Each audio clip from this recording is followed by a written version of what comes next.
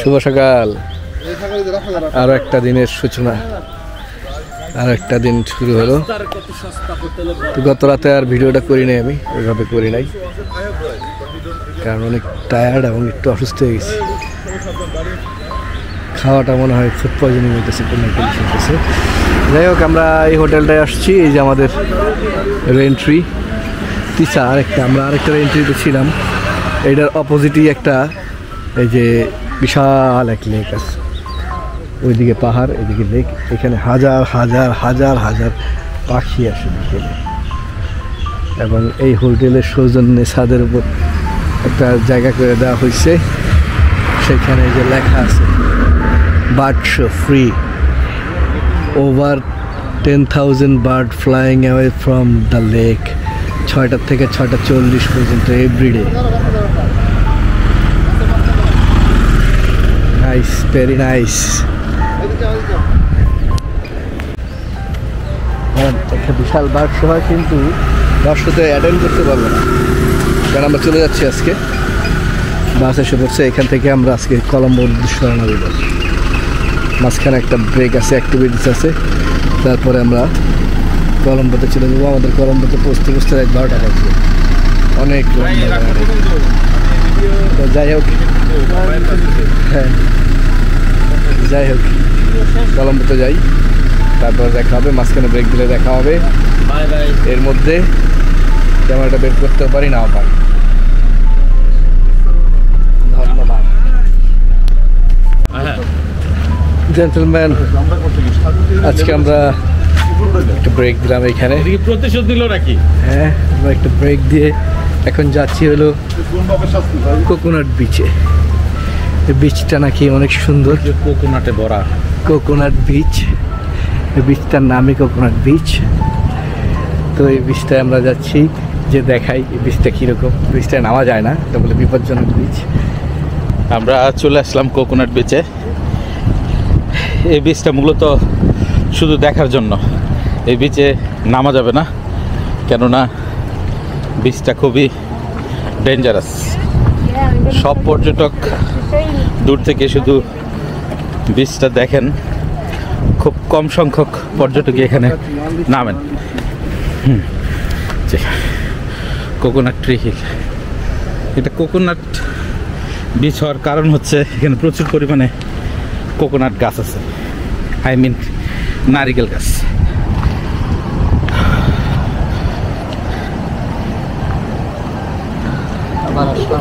হ্যাঁ, খুবই ভয়ঙ্কর, ভয়ঙ্কর সুন্দর। এই যে আমাদের কিছু লোকজন আছে, আসলে শুধু শাহরুখ খান, সালমান খান হয়ে যায়। দুই হাত প্রশস্ত করে শুধু কি যে ডাকে সেটা বুঝতে পারি না।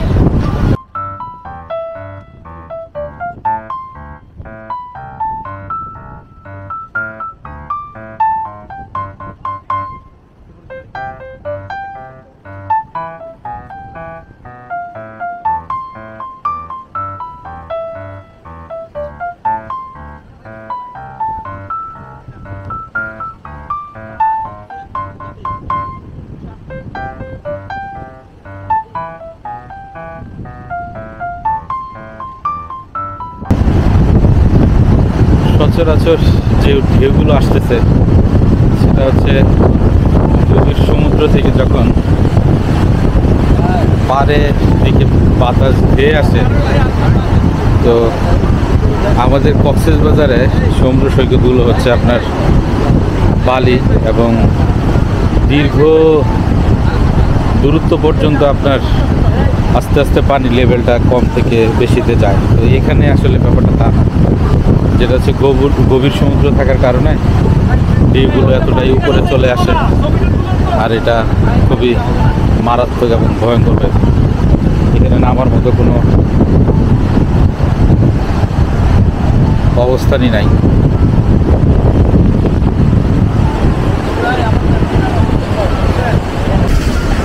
আমরা কোকোনাট বিচে চলে আসছি, খুব কাছাকাছি।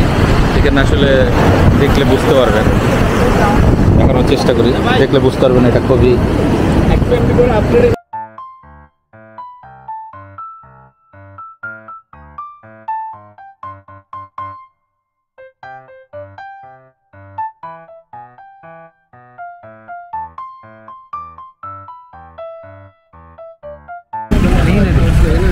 হালকা আরেকটা ব্রেক দিলাম। এটা হলো একটা ব্রিটিশ কলোনি, একটা ব্রিটিশ কলোনি। ব্রিটিশরা ব্রিটিশ পিরিয়ডে এই কলোনিটা তৈরি করে গেছে। এখানে লাইট হাউস আছে সামনে। এটা 1938 সালে তৈরি হয়েছে, সরি 1838 সালে তৈরি হয়েছে। পুরো এই সাইডটাই ব্রিটিশ কলোনি। এটা টালি লেখা মসজিদ, এটা আমাদের মসজিদ।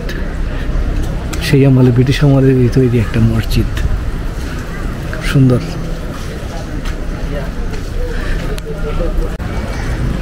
সুন্দর একটা ঝর্ণা, সে আগের আমাদের তৈরি। এটা একটা ঐতিহ্যবাহী মসজিদ, সেই 1838 সালের দিকে তৈরি হয়েছে। এটা সঠিক সময়টা লেখা নাই, তাই আমি বলতে পারতেছি না। আর এটা একটা মুসলিম এলাকা প্লাস ব্রিটিশ এলাকা। এটা একটা ব্রিটিশ কলোনি, এখনও ওইভাবেই রাখা আছে। তারা একটু মডিফাই করে দোকান টোকান দিছে কিছু। এখানে পাথরের দোকান, স্টোনের দোকান, অর্নামেন্টস, বিভিন্ন ক্যাটাগরির কিছু দোকান আছে। এই টাইপের দোকানগুলোই তো বেশি দেখতেছি এখানে, সেই স্টোনের অর্নামেন্টস এই টাইপের।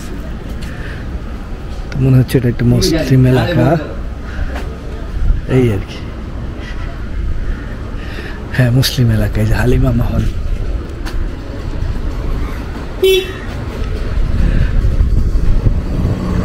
এখনো এটা ওই ব্রিটিশরা যেরকমভাবে বানাই দিয়ে গেছিল, মানি এক্সচেঞ্জও আছে এখানে। ব্রিটিশরা যেভাবে বানাই দিয়ে গেছিল এখনো সেইভাবেই এটা রাখা আছে শহরটা। এই হলো একটা ব্যাপার। যাই হোক, আমি আর ভিতরে বেশি ঢুকবো না, সময় কম। সামনেটা একটু দেখি। এই সাইডটা সমুদ্র। এই জায়গাগুলো ব্রিটিশরাই তৈরি করছিল। এই লাইট হাউসটাও ব্রিটিশরা তৈরি করছিল সেই আমলে। আর কলোনিটা তো দেখাইছি, এখানে একটু উঁচা জায়গা আছে। আমি এখান থেকে একটু দেখানোর চেষ্টা করি কলোনিটা। প্রচুর টুরিস্ট, ফরেনার।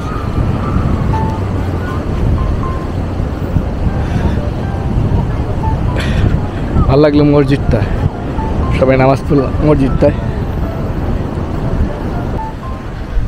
আসসালামু আলাইকুম।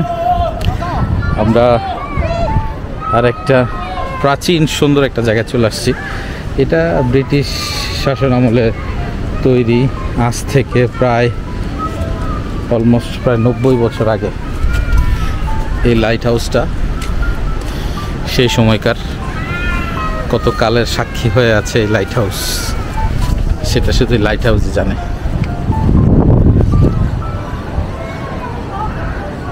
আসলে যে কোনো শাসক তার শাসন আমলে অনেক রকমের নিদর্শন সৃষ্টি করে। সেই নিদর্শনগুলোর এক একটাই আমরা আপনাদের দেখাচ্ছি কিংবা দেখানোর চেষ্টা করি। এই মসজিদটা সেই আমলেরই। Good evening. আবার একটা জায়গায় এসে ব্রেক দিলাম। আমরা এখন লাঞ্চ করলাম, রান্না বাড়া করে নিজেরা লাঞ্চ করলাম। এই জায়গাটা হইলো একটা বোট সাফারি। এখন আমরা একটা বোট ভাড়া করলাম সবাই মিলে। বোট সাফারিতে গেলে আমাদের এই জিনিসগুলো দেখাবে, এই অ্যাক্টিভিটিসগুলো আছে এখানে। বোট রেডি করছে, এই যে এখান থেকে বোট যায়। এটা একটা রিভার সাফারি। কালকে তো আমরা একটা কার সাফারি করছি, এখন হবে মোটামুটি ওয়াইল্ড লাইফ ফরেস্টে বোট সাফারি। ঠিক আছে দাদা। এই যে সেই বোটগুলো, এটা জেটি, নিচে প্রচুর মাছ আছে, সাকার ফিশ, কুমিরও আছে এখানে। তবে কাছাকাছি নেই, একটু দূরে আছে কুমির। বোটগুলো খুব পোক্ত। হ্যাঁ, 12 জনের বোট। এই যে একটা টিম, তারা বোট সাফারি করে আসলো। এখন আমরা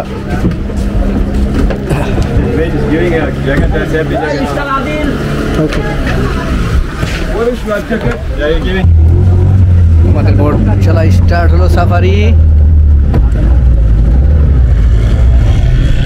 এখানে বোটগুলো প্রচুর বোট আছে, প্রচুর সাফারি যায়, দেখেই বোঝা যাচ্ছে।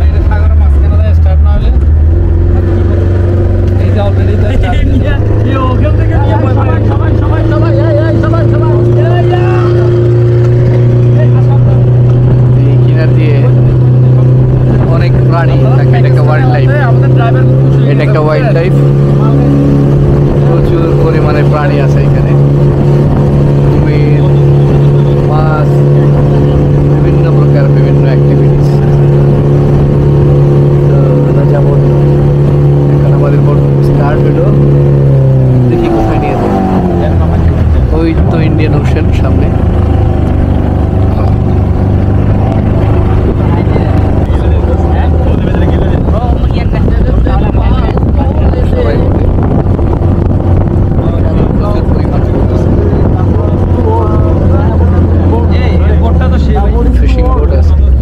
সমুদ্রের মাঝখানে যায় ফিশিং বোট, জেলেরা মাছ ধরতেছে, মাছ ধরে জেলেরা নিয়ে আসলো, সমুদ্র থেকে আসলো ইলিশ মাছ পাবো, সমুদ্র থেকে আসলো, তো সামুদ্রিক মাছ ধরে আসলো। ফাইনালি এই জায়গায় ঘুরাইলো, টাউন একটা এই দিল, এখন আমাদের জঙ্গলের মধ্যে নিয়ে যাবে।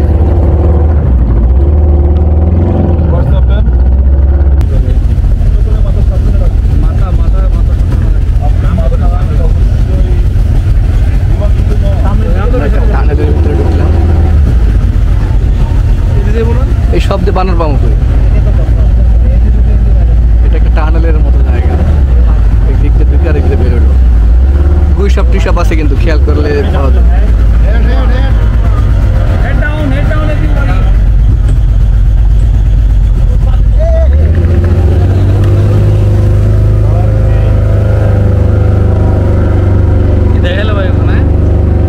একটা টানেল দেখায়।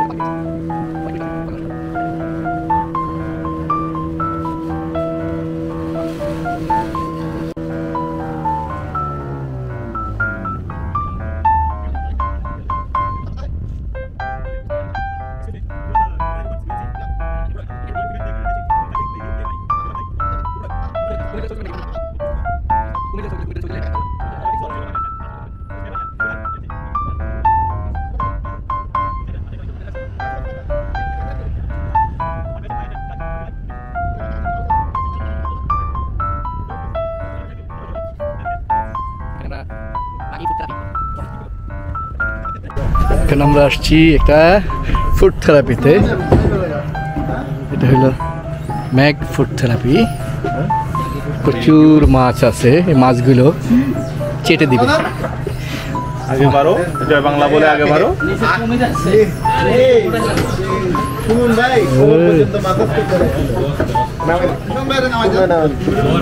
এটা নোয়ারে তো আমি তো ভয় পাই। এটা একটা মজার অভিজ্ঞতা, আমাদের প্রচন্ড সুরসুরি লাগতেছে, মাছগুলা বড় বড় মাছ একবারে খেয়ে দিতেছে পাগুলা।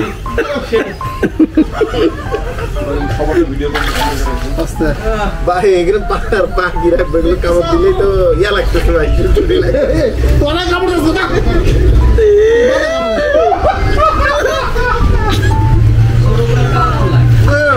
পান্না ভাই, আপনার অনুভূতি কি?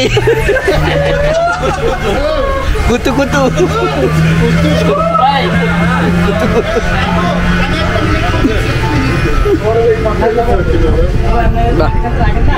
দারুণ একটা ব্যবস্থা, অনেক মাছ তো ওইরকম না, কক্সবাজারের অ্যাকুয়ারিয়ামের মতো এইরকম না, সাগর পারে। হ্যাঁ, এটা ওইরকম থেরাপি না, এটা আরো মজার থেরাপি।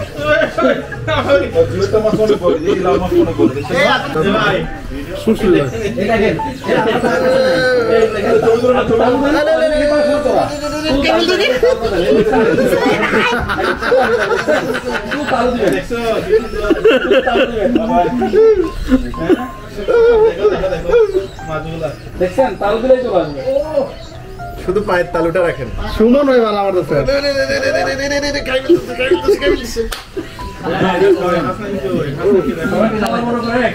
আমি একটা হাউস চেঞ্জ করলাম, বড় মাছটার কাছে আসলাম। বড় মাছটার কামড়ের ফিলিংসটা একটু অন্যরকম। বড় মাছগুলোর ফিলিংস আসলেও একটু অন্যরকম, ছোটগুলো সুশ্রুলি বেশি। বড়টা একটু ব্যথা ব্যথা লাগে, দারুণ।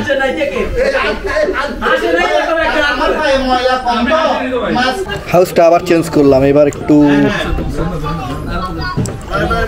দেখি বড় বলি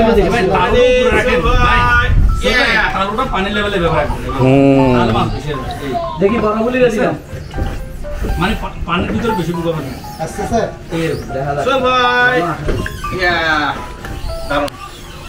আমাদের ক্লাস শেষ, তারপরে আমি ক্যামেরাটা বের করলাম।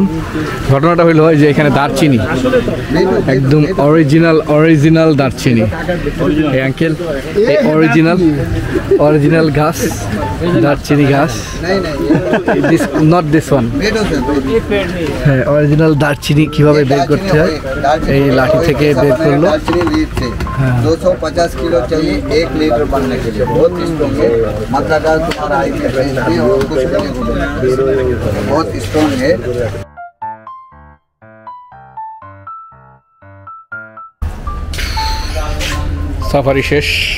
সাফারি শেষ করে এখন আমরা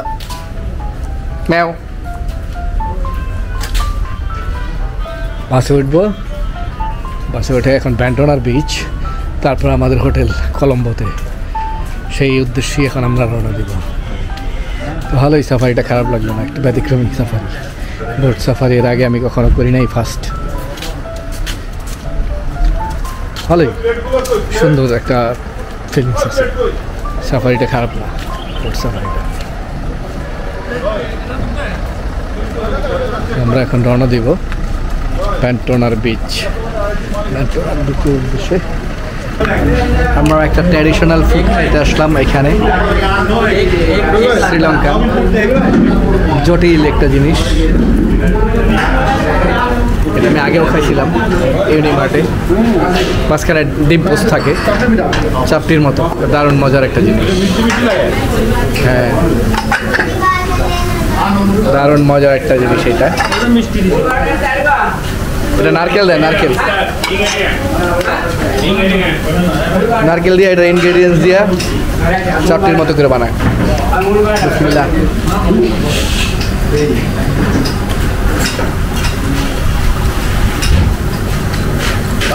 এটার একটা নাম আছে।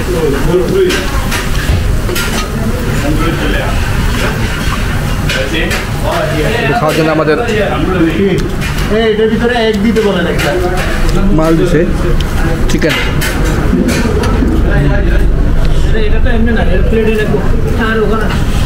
আপনি ওইখানে নিয়েও খাইতে পারেন, প্লেটে নিয়েও খাইতে পারেন। চাটনি দিছে, মরিচের চাটনি।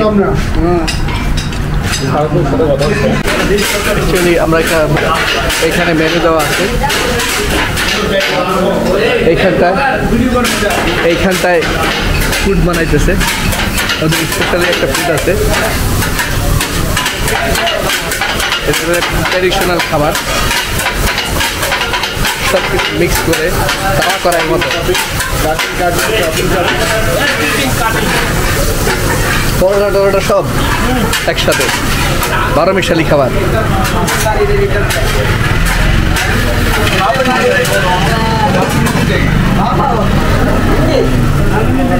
ওরা এই যে পরোটা, তারপরে পরোটার মধ্যে ডিম, চপ, চিকেন, আর এইদিকে যে আপ্পার বানাইতেছে, এটা হলো ডিম দেওয়াটা। আর বানানোটা দেখাইছি কীভাবে বানায়। গ্যাসের চুলায় ওদের একটা আলাদা খোলাদা পিঠার মতো অনেকটা।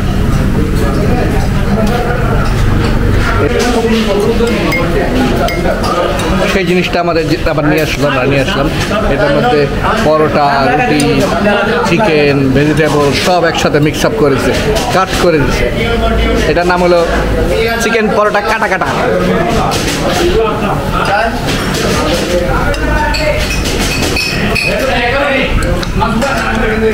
এটার নাম কি?